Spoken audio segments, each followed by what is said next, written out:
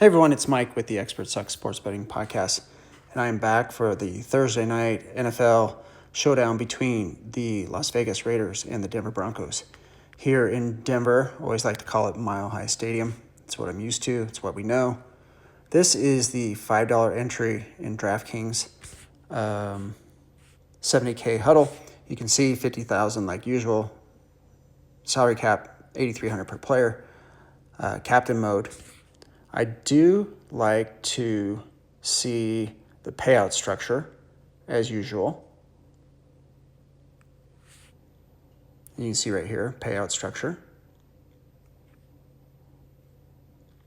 First place gets 7,500. On down to 4,000th place gets $8. So not a bad payout structure there. And there's the captain mode and the 5 flex spots.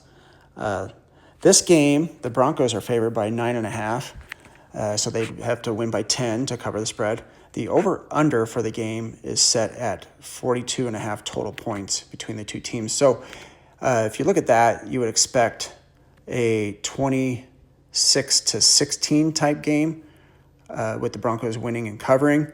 So you would break that down to be about 3 touchdowns for the Broncos and 2 touchdowns for the Raiders. I would like to set my lineup with that ratio, so probably more like 4 Broncos and 2 Raiders. So let's jump in and go ahead and look at the captain mode. I'm going to go ahead and sort this like I usually do by fantasy points per game. That leaves Bo Nix at the top. One thing you want to pay attention to is at the top, there is a notification that Jacoby Myers, wide receiver for the Raiders, was traded and will not be getting points in this game. He's even listed as red in the lineup here, so you wouldn't want to do that. With this game script and being kind of a defensive thing type game, Broncos have the best defense against the Raiders, who don't have a very good offense. You can take a look at the Broncos here, and you can see that their opponent's rank is 31st. That's the Raiders. And 8,100, if you put them in the captain mode, you may get a lot of value and salary savings for other guys, other players, superstars. So Broncos in the captain mode. We'll go ahead with the flex. I do like to get at least one or both of the quarterbacks in if I can, but obviously we're going to go with Bo Nix if we're expecting 3 touchdowns. The best player on the Raiders team is probably Brock Bowers. You can see here his last game back off the bye was his first game back after week 4 and some injuries, but you can see his targets were 12 receptions on 13 targets, 3 touchdowns, and 45 fantasy points. So that's pretty good stat line for Brock Bowers. So I'm going to go ahead and put him in the game. And then that gives us a salary of 7,100. So you got to start looking at, now if Jacoby Myers is gone and we want to get another Raider and the game script means they're going to be behind, we may want to look at this guy here,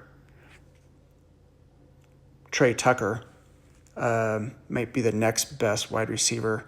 He does get a medium amount of targets. He should see a lot more targets this game. So really not mad at getting Trey Tucker into the game for 7,000. That meets the salary requirement. Okay, so let's look. So we have our 2 Raiders that we need in. Now we have 2 Broncos, so we need 2 more Broncos in the game. So let's take a look at what our salary is going to allow us to do. Probably can't get Cortland Sutton. I wouldn't mind getting J.K. Dobbins in the game because of this game script. He may see a lot of touches, but let's take a look at J.K. here, his stat line. He does a lot of work, but it really doesn't produce a lot of fantasy points. Just under 17, that was an outlier. It looks like 9 and 4 in the last few games. So With his salary being 8,600, it would be difficult to get him into the game.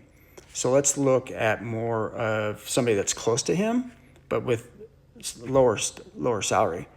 R.J. Harvey. Now his his touches aren't as high as J.K. Dobbins, but his production when he does touch the ball looks like it's really good. So with that salary at 5,600, you can see there R.J. Harvey might be the way to go. Okay, one more spot. We have 8,900 left. That could get Dobbins, but we already have one Bronco running back in. So I wouldn't mind looking at Troy Franklin, who has kind of popped the last couple weeks. Last week against Houston, only 8 fantasy points, but you can see his targets were up. He had 10 targets, 8 targets, 10 targets in the last 3 games. So Troy Franklin might not be a bad player to get into the game here as our last guy. So you can see everybody's there, 4 Broncos, including the defense. Brock Bowers, tight end, best player for the Raiders. We have some variance with Trey Tucker with the Raiders, some variance with Franklin and Harvey. So I kind of like this lineup. I'm going to save it, enter it, hopefully get back into the money line again.